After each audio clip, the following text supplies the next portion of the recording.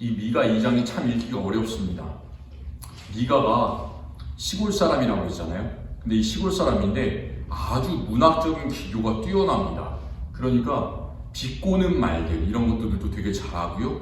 여러 가지 말장난 같은 것들도 상당히 많이 하고 있어요. 그래가지고 그것들을 그냥 읽으면 우리가 한국어로 읽는데도 이분이 과연 이 미가 선지자가 어떤 것을 말하고 있는가 이렇게 헷갈리는 경우가 있습니다. 그래서 우리가 한마디 한마디를 잘 좀 읽어봤으면 좋겠어요. 우리 이 미가 2장을 통해서 우리가 알았으면 좋겠는 그런 사실은 뭐냐면 우리가 생각하는 우리의 길과 하나님께서 바라보시는 길은 다르다는 것 우리가 깨닫고 나갔으면 좋겠습니다. 이사야 55장 8절과 9절에서 하나님께서 이런 유명한 말씀을 하십니다. 이는 내 생각이 너희의 생각과 다르며 내 길은 너희의 길과 달라서 다름이니라. 여호와의 말씀이니라. 이는 하늘이 땅보다 높음 같이 내 길은 너희의 길보다 높으며 내 생각은 너희의 생각보다 높은 임이니라. 하나님의 길과 우리의 길도 다르고 하나님의 생각과 우리의 생각들도 다르다. 훨씬 높은 곳에 계신다라는 그런 말씀이에요. 그걸 우리가 어떻게 들을 수가 있을까? 하나님께서는 왜 그 생각이 다르다고 말씀하실까? 사람들은 옹졸하잖아요. 저도 옹졸하고 우리 사람들은 다 마찬가지예요. 내 이익을 추구하고 내 생각에서 벗어나면 이렇게 거부하고 이렇습니다. 그런데 이 이사야 55장에서 하나님의 생각과 우리의 생각이 다르다라는 그런 말씀은 하나님께서는 훨씬 더 우리보다 너그러우신 분이시구나. 하나님께서는 죄인들의 긍휼하신 그런 분이시구나. 하나님의 이 자비와 사랑을 나타낼 때 하나님의 생각이 우리의 생각과 다르다. 이렇게 말씀하십니다. 좋은 뜻으로 생각하면 우리가 그래요. 그런데 이게 아주 부정적인 의미로 생각하면 그 반대도 똑같이 답이 됩니다. 어떻게? 우리 사람들은 별것 아니라고 생각해요. 그리고 좋은 게 좋은 거라고 생각합니다. 내가 죄를 지었어요. 그런데 괜찮아. 이 정도는 괜찮아. 봐주실 거야. 하나님께서. 이렇게 생각을 합니다. 그래서 그걸 그냥 이렇게 넘기려고 합니다. 그런데 하나님의 생각은 우리의 생각과 다르다는 말은 하나님은 공의의 하나님이고 정의를 추구하시는 그 하나님이기 때문에 하나님께서 우리가 지은 죄악들을 반드시 기억하시고 그것을 반드시 갚으신다는 그런 무서운 경고의 메시지로 우리가 받아들일 수도 있습니다. 그러니까 하나님의 생각이 우리의 생각과 다르다. 긍정적인 모습, 부정적인 모습 그 두 가지를 우리 믿는 사람들은 동시에 기억하고 우리의 삶 속에서 적용할 수 있어야 합니다. 우리 이 미가 2장이 참 읽기 어렵다고 그랬는데요. 이 미가 2장을 우리가 1절부터 13절까지를 쭉 읽었는데 여기는 미가 선지자 자신의 말도 있고요. 그리고 미가 선지자를 통해서 하시는 하나님의 말씀도 있고요. 또 그 선지자를 조롱하는 악인들의 말, 그러니까 선지자를 얼마나 괴롭히고 비꼬고 있는지를 그 조롱하는 악인들의 말을 선지자가 자기의 입으로 하는 그런 구절도 나와 있습니다. 그러니까 자기의 말, 하나님의 말, 다른 악인들의 말이 뒤섞여 있어요. 그래서 우리는 그 장을 읽을 때 어떤 것이 누구의 말인가를 이제 판단하고 먼저 읽는 것, 그것이 상당히 중요합니다. 그래서 우리가 오늘 이 말씀은 1절부터 중요한 구절들을 조금씩 하나하나 살펴보면서 이야기를 좀 나눠봤으면 좋겠습니다. 얼마나 선지자가 당시에 패역하고 교만한 사람들한테 그 죄인들에게 강하게 선포하고 있는가. 또 그게 바로 지금 내 자신에게는 어떻게 선포하는 그 하나님의 말씀을 우리가 들어야 되는지를 우리가 잘 받고 마음속에 새기고 저 자신부터 회개하면서 나갈 수 있는 주님께로 돌이킬 수 있는 그런 사람들이 다 되었으면 좋겠습니다. 우리가 참 교만해서 하나님의 말씀을 들어도 깨어지지가 않습니다. 옛날에 평양 대부흥운동이 일어날 때 그때 사람들이 하나님의 말씀을 듣고 길선주 장로님이 이렇게 회개하기 시작하니까 다 이 전 교인들이 눈물을 흘리면서 자기 가슴을 치고 회개했다는 그런 역사가 일어났는데 그러면서 한국의 대부흥운동이 이렇게 방방곡곡에 일어나기 시작했는데 그런 것들이 우리에게는 잘 일어나지 않아요. 지금 100년이 지난 다음에 참 교만한 사람들이죠 우리는. 그런데 이런 선지자의 말씀을 들을 때 그게 그냥 듣기 싫은 말씀이라고 귀를 막아버리는 것이 아니라 나에게 주시는 하나님의 말씀이구나라고 정말 깊이 받아들일 수 있는 그런 사람이 되었으면 다 정말 좋겠습니다. 1절 뒷부분에서 이런 말씀을 하고 있습니다. 그것을 행하는 자는 화 있을진저. 그러니까 이 말씀은 참 무서운 말씀이라는 그런 말이에요. 예수님께서도 이 화 있을진저, 저주를 하시는 말씀, 화를 선포하는 말씀을 여러 군데에서 하셨는데, 특별히 예수님께서 십자가에 달리기 직전에 바리새인들과 서기관들과 논쟁을 하시는 그런 장면이 나옵니다. 마태복음 23장에. 그런데 이 단어를, 이 구절을 계속해서 여러 번을 반복하세요. 화 있을진저, 서기관과 바리새인들이요.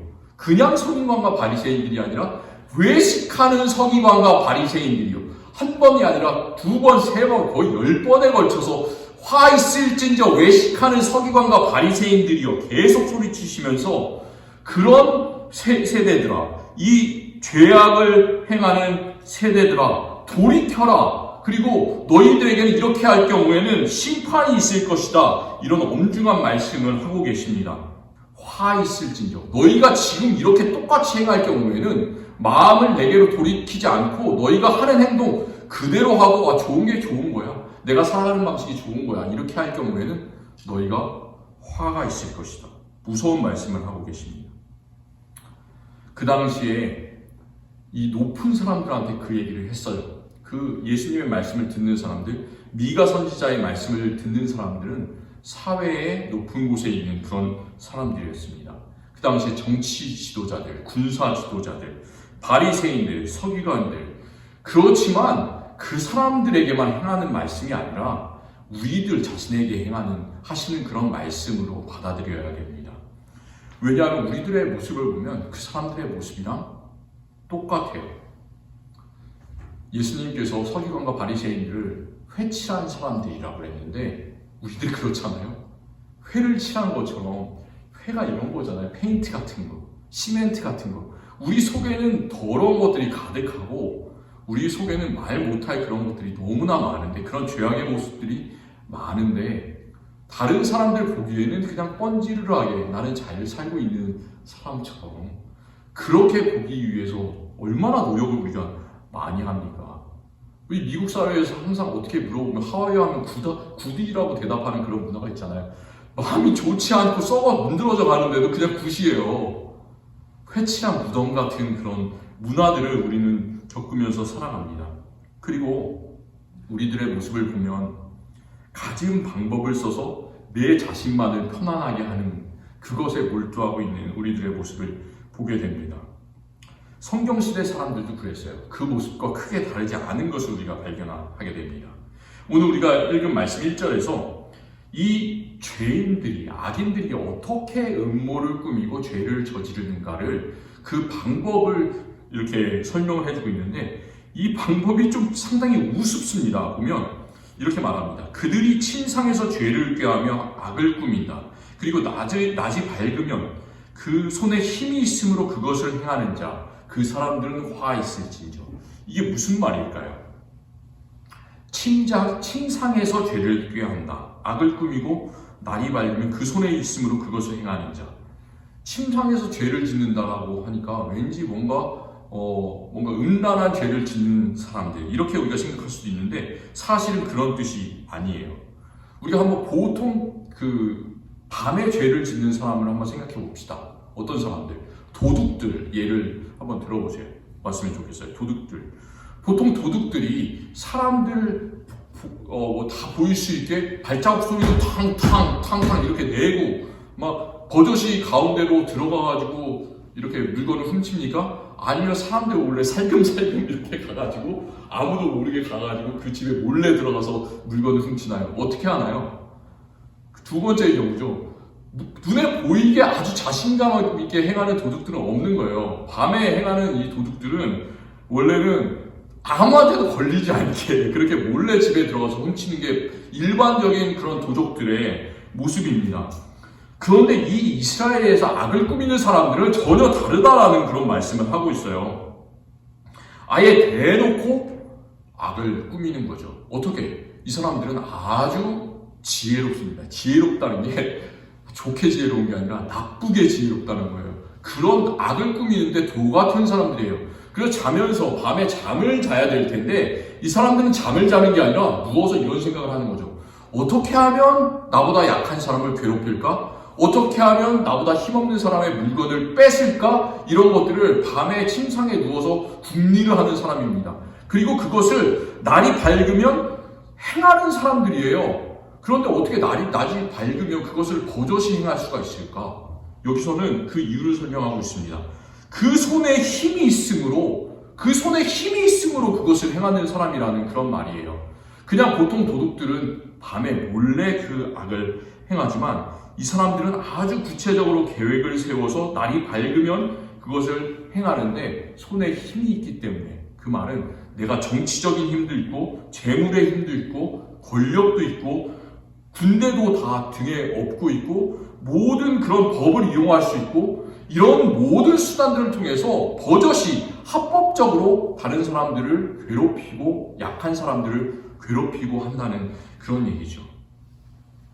참 얼마나 힘든 그런 상황입니까? 그 당시에 나라가 이스라엘이 이제 강대국에 넘어가려고 하는 사이에 찰나에 우리 일제시대 때도 마찬가지지만 사람들이 힘을 합쳐서 이 강대국의 외세의 세력에 대항을 해야 될 텐데 그런 게 아니죠. 그 안에는 뭐 을사오적 같은 그런 사람들이 있었잖아요. 그런 것처럼 약한 사람은 오히려 수탈하는 사람들이 그 안에 있었다라고 말을 합니다. 이스라엘에서 땅이 참 중요했습니다. 그래서 우리가 여호수아에서 살펴본 것처럼 모세와 여호수아가 12지파에게 땅을 다 분배해 주지 않습니까? 차지했던 땅, 차지하지 못한 땅들도 전부 다 너네가 나중에 차지해라 이러면서 12지파에게 땅을 다 분배를 해주는데 왜 그렇게 땅을 분배해 주냐? 그 이유가 있습니다. 우리 한국 사람에게도 땅이 중요하지만 이 이스라엘에서는, 옛날 이스라엘에게서는 땅이 거의 그 사람의 운명과도 같은 거예요. 땅이 있으면 힘이 있고 땅이 없으면 모든 것을 다 뺏기는 그런 신세가 됩니다. 모든 것을 다 잃는 거예요. 그렇기 때문에 하나님께서는 이 사람들에게 땅을 주셨습니다. 그런데 어떻게 행하냐? 이 악인들이 2절 말씀에서는 밭들을 탐하여 빼앗고 집들을 탐하여 차지하니 그들의 남자와 그 집과 사람과 그의 산업이 강탈을 당하는도다. 땅을 뺏어버리니까 어떤 일이 생기겠어요? 그 사람이 아무 힘이 없는 거죠. 그것도 아주 그냥 밤에 몰래 하는 것이 아니라 버젓이 대낮에 아주 합법적인 방법으로 그 약한 자들의 모든 것을 뺏어갑니다. 그리고 9절과 10절에, 8절과 9절에서도 그런 비슷한 얘기를 하는데 8절에서는 전쟁을 피하여 지나가는 도망치는 피난민들의 겉옷을 뺏는다. 그런 말도 있고요. 또 9절에서는 남자들 땅만 뺏는 것이 아니라 부녀들을 즐거운 집에서 쫓아내고 자녀들에게서도 하나님의 영광을 영원히 뺏는다. 이런 얘기를 하죠. 그러니까 그 땅에 있는 남자들, 여자들, 아이들 할 거 없이 전부 다 이런 어려운 상황 속에 살아가고 있었습니다. 그런데 그 땅을 뺏은 사람, 그 마음을 뺏은 악한 악인들은 전혀 처벌을 받지 않습니다. 왜냐하면 그 사람들은 합법적으로 그것을 행하기 때문에. 요즘에도 마찬가지죠. 요즘에는 옛날보다 더 심해지죠. 부유한 사람은 점점 더 부유해져 가고 가난한 사람은 점점 가난해져 가고 나도 모르게 아무리 열심히 일하는데도 가난한 사람은 그 가난에서 벗어날 방법이 없고 사회적인 양극화가 이 코로나 바이러스 이후로 점점점 심해져 가고만 있습니다. 구약 시대에도 그런 성경 구절들이 많이 나오죠. 구약 시대 나봇의 포도원을 뺏은 사람, 아합 왕과 이세벨, 그냥 백주 대낮에 그 포도원을 빼앗고 그 사람을 죽여버립니다. 다윗이 평소에 하나님께 참 잘 행하고 하나님을 평생 잘 쫓았지만 딱 한 번 하나님께 잘못한 적이 있어요. 우리아의 아내, 그 자기의 부하 우리아의 아내 밧세바를 취하고 그것을 그냥 아무 일이 없었다는 것처럼 정당하게 그렇게 행동하는 모습을 보면서 나단이 하나님의 명령을 받아서 찾아갔죠. 그때서야 이제 내가 잘못했습니다. 이렇게 죄를 고백합니다. 이렇게 힘센 사람들은 이런 악을 버젓이 행하는 거예요. 이런 악인들의 횡포를 막을 수 있는 사람이 세상에 아무도 없어 보이잖아요. 그런데 3절부터 5절까지 말씀을 잘 보면 그런 썩어빠진 사람들에게 하나님께서 재앙을 계획하고 계신다. 이렇게 미가 선지자를 통해서 선포하고 계십니다. 세상에 그런 악을 막을 수 있는 사람은 아무도 없지만 오직 하나님께서만 정의로 그들을 심판하실 것이다. 무서운 말씀을 하고 계십니다. 하나님께서 악인들의 그 욕망, 도둑질, 횡포 어떻게 심판하시는가? 이렇게 나오는데 이 약한 사람들은 약한 사람의 것을 하나, 둘, 100주 되낮에 조금씩 빼앗아 가면서 자기 것으로 가로채지만 하나님께서는 그들이 빼는 이 악인들의 스케일과는 스케일이 전혀 다르십니다.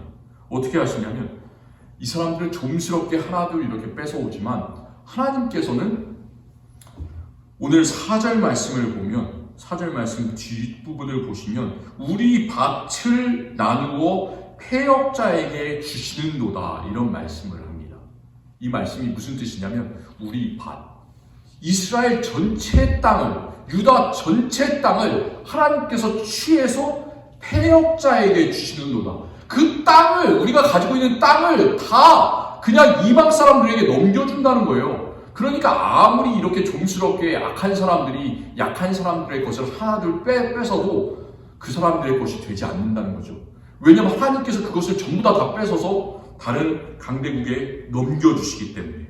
실제로 그런 일이 곧 일어났습니다. 이 미가 선지자가 선포한 지 얼마 되지 않아서 북이스라엘이 이방 신을 섬기는 그 패역자 아수르의 손에 완전히 넘어가게 됐고요. 그리고 약 140년 정도가 흐른 다음에 남쪽에 있는 그 유다는 또 다른 이방 신을 섬기는 다른 패역자 바벨론에게 나라를 통째로 뺏겨버립니다. 그러니까 우리가 참 주의해야 돼요. 우리가 하나님의 뜻을 따라서 행하지 않을 때 괜찮아, 하나님께서 봐주실 거야 이렇게 생각할 수도 있겠지만 하나님께서는 어느 순간에 그 자비하심을 멈추고 그것을 통째로 뺏어서 다른 패역자들에게 하나님의 뜻대로 넘기신다라는 그런 무서운 말씀을 하십니다. 하나님의 심판은 참 스케일이 다르죠. 그래서 5절 말씀에서는 그럴 때 이렇게 이방 사람들이, 패역자들이 그 하나님의 땅을, 이 유다 사람들이, 이스라엘 사람들을 땅을 가지게 될 때 어떤 일이 일어날 것인가 그것을 말씀하시는데 그러므로 여호와의 회중에서 분깃의 줄을 댈 자가 너희 중에 하나도 없으리라 이렇게 탄식하고 있습니다. 우리가 이 구절을 읽으면서 생각해야 되는 그 구절들은 여호수아에서 우리가 읽었었던 구절이에요. 모세와 여호수아가 땅을 전부 다 나눠주잖아요.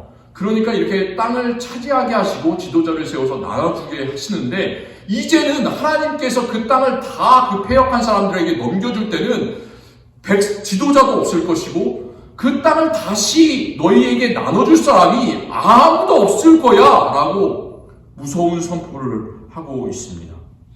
그러니까 하나님께서 우리에게 긍휼을 베푸실 때 우리가 정말 잘해야 돼요. 그때가 우리가 은혜 받을 만한 때요. 구원의 날이로다. 지금이 바로 그때라는 것을 생각하면서 우리가 지금 믿음으로써 해나가야 될 것을 반드시 해나가야 됩니다. 지금이 지나가면 그때가 다시 오지 않을 수도 있다는 거예요. 열처녀 비유에서도 준비 못한 사람들은 그냥 문이 닫혀버리는 것처럼 더 이상 들어가지 못하는 것처럼 그런 일들이 이 이스라엘 백성들에게 일어났고 우리에게도 일어날 수 있다라는 그런 경고를 해주고 계십니다. 1절부터 5절까지 말씀이 이 이웃의 기업과 재물을 빼앗는 사람들에 대한 경고의 말씀이라면 이제 6절부터 11절까지는 하나님의 진정한 말씀을 따르지 않고 미가 선지자의 말을 따르지 않고 필요 없는 정말 잘못된 선지자의 말씀, 허탄한 말씀을 따르는 사람들의 그런 영적 상태에 대한 경고와 심판의 메시지를 전하고 있습니다. 우리도 마찬가지예요. 예수 그리스도의 진정한 말씀을 따라야 되는데 그 말씀보다는 세상의 소리들이 귀에 들어오고 잘못된 메시지들이 귀에 들어오고 그럴 때가 참 많이 있습니다. 저는 지난 수요일에 미가가 선포하는 말씀이 다른 선지자의 말씀과는 달랐다라고 얘기를 했는데 왜 그랬냐? 이 사람은 유명한 사람도 아니고 그 아버지는 이름도 나오지 않는 사람, 그리고 가드 모레셋이라고 해서 시골 가드 블레셋으로 가는 그 길 가에 있는 시골 출신의 선지자. 그렇기 때문에 이 사람의 선포가 들려지게 하기 위해서는 자기가 정말로 열심히 선포를 해야 됐다는 것이죠. 그래서 벗은 몸으로 행하며, 그 말은 뭐냐면 속옷만 입고 있었다는 거예요. 위도 아래도 할 것 없이 다 벗어 제끼고 이렇게 하나님의 말씀을 선포했다는 그런 뜻이고, 마찬가지로 또 들깨처럼 애곡하고 타조같이 애통하리라 이렇게 탄식하는데, 그것처럼 소리를 꽥꽥 지르면서밖에 하나님의 그 심판의 메시지를 전할 수밖에 없었다는 거예요. 사람들이 듣지 않기 때문에, 아무리 경고해도 듣지 않기 때문에 그런 메시지를 정말 힘겹게 전할 수밖에 없었다, 이렇게 자기가 이야기를 하고 있습니다. 그런데 그것을 듣는 사람들은 들어야 될 거 아니에요. 그런데 이 사람들은 듣지 않습니다. 그 악인들 절대로 듣지 않습니다. 남의 것을 빼앗고 버젓이 악을 행하는 무리들, 애끓는 마음으로 선포하는 그 미가 선지자, 오히려 6절 말씀처럼 비꼬아됩니다. 예수님을 비꼬아댔던 것처럼 그런 식으로 비꼬아되죠. 6절 말씀에서는 그들이 말하기를이라고 합니다. 그러니까 이 말은 미가 선지자 자신의 말을 하는 것이 아니라 그 미가 선지자에게 다른 악한 사람들이 비꼬는 말을 했던 것을 미가 선지자가 이야기를 해주고 있습니다. 어떻게 이야기를 하냐? 그들이 말하기를, 너희는 예언하지 말라. 미가 선지자 보고 너가 하는 그런 선포, 예언 듣기 싫으니까 예언하지 말아라. 그리고 이것은 예언할 것이 아니거늘. 이런 종류의 말, 예언하지 마. 예언하지 마. 필요 없어. 이렇게 하나님의 선지자에게 비꼬면서 얘기를 하고 있습니다. 그리고 또 그 사람들이 하는 말은 욕하는 말을 그치지 아니하는도다. 야, 너 하나님의 선지자라고 하는데, 예언자라고 하는데 참 경박하구나. 어떻게 그렇게 벗고 타조같이 들기같이 소리를 꽥꽥 지르냐. 이런 식으로 이 예언자를 비판하고 예언자에게 너는 그냥 네가 하는 말은 욕에 불과해, 이렇게 얘기를 하는 거죠. 그 말씀을 듣는 그 미가 선지자는 마음이 어땠겠습니까? 참 힘들었겠죠. 이 하나님의 말씀을 선포하기가 정말 어려웠을 것 같습니다. 자신들의 잘못을 깨닫고 회개하고 하나님께로 돌이켜야 하는 사람들인데, 오히려 하나님의 선지자에게 큰 고통을 안겨줬던 사람들이 바로 이 이스라엘에 있었던 악인들입니다. 그 악인들, 이런 말도 해요. 7절에서도 마찬가지로 그 악인들이 계속해서 하는 말인데, 어떤 말을 하냐면 여호와의 영이 성급하시냐? 그런 말을 합니다. 이 말은 그런 말이에요. 야, 하나님께서는 자비하신 하나님이시고 우리를 오래 참으시는 하나님이신데 우리에게 그렇게 심판을 금방 주실까? 이렇게 나라가 금방 망할까? 여호와의 영이 그렇게 성급하실까? 이렇게 자기들이 얘기를 한단 말이죠. 이런 말도 안 되는 종류의 이야기를 합니다. 그 악인들이 또 좋아하는 종류의 메시지가 11절 말씀에 또 나옵니다. 11절 말씀에서는 사람이 만일 허망하게 행하며 거짓말로 이르기를 내가 포도주와 독주에 대하여 내게 예언하리라 할 것 같으면 그 사람이 이 백성의 선지자가 되리로다, 이런 말씀을 하는데, 어떤 뜻이냐면, 야, 나는 이제부터 하나님의 말씀을 선포하는 게 아니라, 야, 포도주에 대해서, 독주에 대해서, 세상의 것에 대해서 너에게 이야기할 거야. 그것이 하나님의 말씀이야. 이렇게 하면 그 사람들이 솔깃해서 그 사람들을 하나님의 선지자로 받아들여 준다는 얘기죠. 이런 일이 어떻게 있을 수가 있습니까? 그러니까 이런 얘기예요. 금년에 사람들이 참 포도주를 좋아하잖아요. 세상에 있는 것들 많이 좋아하지 않습니까? 금년에 이런저런 포도주가 마켓에 나왔어. 그런데 이 포도주가 참 유명하더라. 이 포도주가 몇십 년 묵은 포도주더라. 이런 얘기를 하면 다른 사람들이 서로 솔깃하다는 거예요. 그래서 더 관심을 가진다는 뜻이고, 하나님의 말씀에 관심을 가진 것이 아니라 그런 세상 것들을 하나님의 말씀으로 받아들이는구나, 이렇게 탄식하고 있습니다. 이런 세상에 쓸데없는 것들이 우리의 관심사가 되면, 믿음의 사람들에게 있어서 그러면 절대 안 될 텐데, 우리에게 그런 것들이 관심사가 됩니다. 우리가 살아가면서 그래요. 하나님의 말씀을 한 장, 두 장 더 읽기보다는 어떻게 세상의 뉴스에 더 관심을 가지고 필요 없는 가십거리에 더 관심을 가지고 그렇습니다. 그러면서 그것이 하나님의 말씀보다 더 중요하게 우리의 삶 속에서 생각될 때가 있습니다. 그런 사람들은 자기의 귀를 자극하고 마음을 자극하고 자신의 말초적인 신경을 자극하는 것들에 훨씬 더 신경을 쓰고 있습니다. 그런 모습들을 오늘 이 미가 선지자는 탄식을 하고 있습니다. 우리들의 모습도 참 마찬가지잖아요. 말씀의 선포자를 미워하고 죽이려고 했던 이 당시처럼, 구약시대처럼, 그리고 예수님 당시의 서기관과 바리새인들처럼 우리도 우리가 듣기 좋은 그런 칭찬의 말들만을 받아들이려고 그렇게 합니다. 그런데 우리의 믿음의 사람들이 관심을 가져야 되는 것은 내가 더 재산을 가지는 것도 아니고 내 이름이 드러나는 것도 아니고 내가 세상에서 더 평안하게 사는 것도 아니에요. 그런 것들은 세상에 우리가 아무리 많이 악인들처럼 가지더라도 하나님께서 가게 하시면 그냥 가버리는 그런 것들이잖아요. 우리는 더 큰 것을 바라봐야 됩니다. 저부터도 큰 것을 바라봤으면 참 좋겠어요. 작은 것이 아니라 우리의 눈을 넓혔으면 좋겠어요. 하나님께서는 하루아침에라도 우리의 상황들을 다 바꿔 놓으실 수 있는 그런 대단하시고 힘이 있으신 분이십니다. 누가복음 12장에서 예수님께서 무서운 말씀을 하시는데 한 부자가 있어서 이 부자가 어리석은 부자가 자면서 잠자리에 들 때 이 오늘 우리 미가 선지자에서 그 말씀에서 읽은 것처럼 침상에서 죄를 꾀하는 사람처럼 악을 꾀하는 사람처럼 그런 궁리를 합니다. 누워서 이런 고민을 해요. 야, 내가 밭이 있는데 이번 금년에 밭에 소산이 참 많다. 곡식들이 너무 풍성하게 많아서 이것을 어떻게 해야 될지 모르겠구나. 내가 방이 있는데, 이 창고가 있는데, 이 창고에다 곡식을 넣어두려니까 창고가 너무 작구나. 그러니까 곡간을 헐고 더 크게 지어서 곡식과 물건을 쌓아놓고 내가 평안히 쉬고 먹고 마시고 즐거워해야 되겠다. 내가 단지 내년에만 그렇게 해야 되는 것이 아니라 5년, 10년 내가 죽는 날까지 내 대대손손 그렇게 평안하게 누리면서 살아야 되겠다. 이것을 이렇게 누워서 궁리를 합니다. 그런데 하나님께서 어떻게 이 사람에게 말씀을 하십니까? 하나님께서는 그에게 이렇게 말씀하시죠.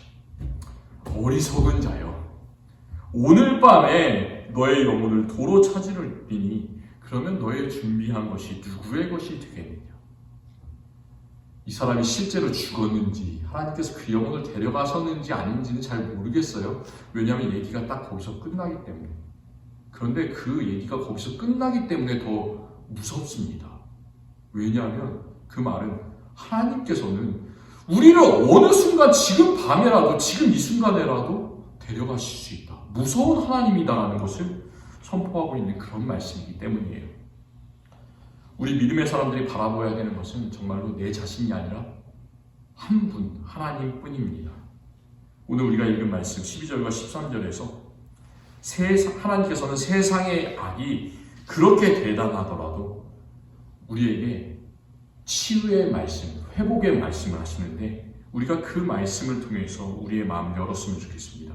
지금까지 미가 2장 1절부터 11절까지의 말씀을 읽으면서 우리의 마음이 우리가 죄인이구나, 우리가 참 저주받을 사람이구나, 그것 때문에 마음이 씁쓸했다면, 아팠다면 우리가 돌이킬 때 하나님께서 어떤 놀라운 역사를 우리에게 보여주시는지 이 12절 13절 말씀 통해서 회복되기를 원합니다. 하나님께서는 참 그렇게 하세요. 우리에게 때때로 고난도 주시고 시련도 주시고 이런 안 좋은 말씀들도 하시고 심판의 말씀들도 하시지만 결국 하나님의 마음은 그런 마음이 아니라는 거죠. 회복시키는 마음, 너무나 사랑하시는 그 마음을 하나님께서는 가지고 계신다는 그런 말씀이에요. 하나님께서는 이렇게 말씀하십니다. 야곱아, 내가 반드시 너희 무리를 다 모으며 내가 반드시 이스라엘의 남은 자를 모으고 그들을 한 처소에 두기를 보스라의 양떼같이 하며 초장의 양떼같이 하리라. 보스라는 그런 이스라엘의 곡창지대인 거죠. 양들이 풀을 먹을 만한 그런 아름다운 땅, 그곳입니다. 우리가 이 구절을 읽을 때 시편 23편이 생각납니다. 여호와는 나의 목자시니 내가 부족함이 없으리로다. 그가 나를 푸른 풀밭에 누이시며 쉴만한 물가로 인도하시는도다. 하나님께서 정말로 그렇게 하시는 분이에요. 우리는 지금 사망의 음침한 골짜기를 걷는 것 같지만 하나님께서는 그 길을 끝까지 가게 놔두지 않으시고 결국은 나를 그렇게 푸른 풀밭과 쉴만한 물가로 인도하신 그런 분이십니다. 그리고 이 미가 2장 12절과 13절 말씀이 놀라운 것은 나 한 사람을 그런 곳으로 모으시는 하나님이 아니라 너희들을 모으신다고 해요. 그들을 한 처소에 둔다고 하시고 내가 반드시 이스라엘의 남은 자를 모은다고 그렇게 말씀하십니다. 세상에는 참 많은 사람들이 있어요. 버려진 사람들이 있습니다. 하나님의 뜻을 따르지 않고 넓은 길로 가는 그런 사람들이 있지만 우리들 이사야 선지자가 계속해서 선포하는 그 남은 자들, 그루터기 같은 우리들을 하나님께서는 한 곳에 모으셔서 우리들 모두를 한 곳에 있게 해 주실 것이다. 이렇게 선포하고 계십니다. 내 자신의 힘이 약하다고 참 좌절할 수가 있어요. 야, 내가 할 수 있는 부분이 이거밖에 안 되는. 우리 교회가 약하다고 그렇게 생각할 수도 있어요. 와, 왜 참 이렇게 가면 갈수록 이렇게 교회가, 하나님의 교회가 흥왕해야 될 텐데 이렇게 어려운 일들이 교회에 일어나는가, 이렇게 생각할 수도 있습니다. 안타까워할 수도 있는데요. 결국 하나님께서 선포하시는 메시지는 회복의 메시지, 희망의 메시지입니다. 우리가 그것을 받아 누렸으면 좋겠습니다. 하나님께서 오늘 마지막 13절 말씀에서 그렇게 말씀하세요. 지금은 우리의 길이 닫혀 있는 것 같고 지금은 인도자가 없는 것 같지만 그런 혼란한 세상에서 예수 그리스도가 우리의 길을 여신다. 길을 여는 자가 그들 앞에 올라가며 우리의 길을 여는 자 바로 예수 그리스도가 우리들의 모든 조건을 바꿔주신다라는 그런 말씀을 하세요. 내가 바로 앞날이 어떻게 될지 모르는데 바로 예수님께서 내가 있는 그 길을 열어 제껴 주실 것이다 라고 얘기를 하시고, 그리고 또 맨 마지막에서는 그들의 왕이 앞서가며, 우리들의 왕이 누구예요? 바로 우리 구세주 되신 예수 그리스도시잖아요. 우리들의 왕이 우리들 앞서 나가며 여호와께서는 선두로 가시리라 이렇게 선포하고 있습니다. 우리들의 그런 양떼 목자가 없는 것 같지만 하나님께서는 이렇게 말씀하세요. 내가 앞장설게, 너희들은 따라와라. 얼마나 든든해요. 전쟁터에 나가더라도 든든한 소대장이 있으면 얼마나 든든한지 모릅니다. 저는 그런 소대장이 아니었어요. 그래서 항상 왼쪽으로 갈까 오른쪽으로 갈까 고민을 많이 하면서 군대에서 참 고생을 많이 했는데 하나님께서 그런 분이 아니라 내가 대장이 될게, 너희는 나를 믿고 따라와라 이렇게 말씀하시는 분이십니다. 우리가 우리 마음속에 모든 것을 잃은 마음, 상실감, 그런 것들이 있다면 그 마음들을 버리시고 하나님의 회복과 인도의 말씀, 오늘 12절과 13절 말씀을 가슴속에 깊이 새기시기를 바랍니다. 그리고 하나님께서 우리를 저주하시는 그런 분이 아니라 결국은 그런 모든 말씀을 통해서 우리를 기뻐하시고 더 너그럽게 우리에게 좋은 것으로 채우시는 분이심을 믿으시고 오직 하나님만 믿으면서 달려가시는 우리 성도님들이 되시기를 바랍니다. 우리 하나님 감사합니다. 오늘 이 미가 2장 말씀 통해서 얼마나 이스라엘의 악이 흥행했는지, 악인들이 얼마나 참 안타깝게도 그런 계략을 버젓이 행했는지를 바라봅니다. 그렇지만 그 모든 악인의 계략보다 위에 있는 것이 하나님의 섭리이고 하나님의 인도하심이고 하나님의 심판임을 우리가 바라봅니다. 하나님, 우리를 심판하지 마시고 우리에게 너그러움을 베풀어 주시옵소서. 우리를 다시 하나로 묶어 주시옵소서. 이 이스라엘의 남은 자를 내가 하나로 묶어 주겠다. 이 양떼를 보스라의 그런 풀밭에 두겠다. 내가 너희의 대장이 되어서 너희의 길을 인도할 것이다. 이 약속을 우리가 받습니다. 하나님만 따라서 나갈 때 우리의 삶이 변화된 삶, 주님만 따르는 삶, 약속의 삶, 성취되는 삶 되게 하여 주시옵소서. 예수님 이름으로 기도합니다. 아멘.